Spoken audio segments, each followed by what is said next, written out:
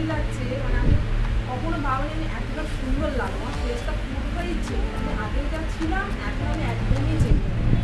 আর রিয়াদি খুবই ভালো, খুবই আমার কাছে খুবই ভালো, সবাই ভালো। পেনফুল ছিল?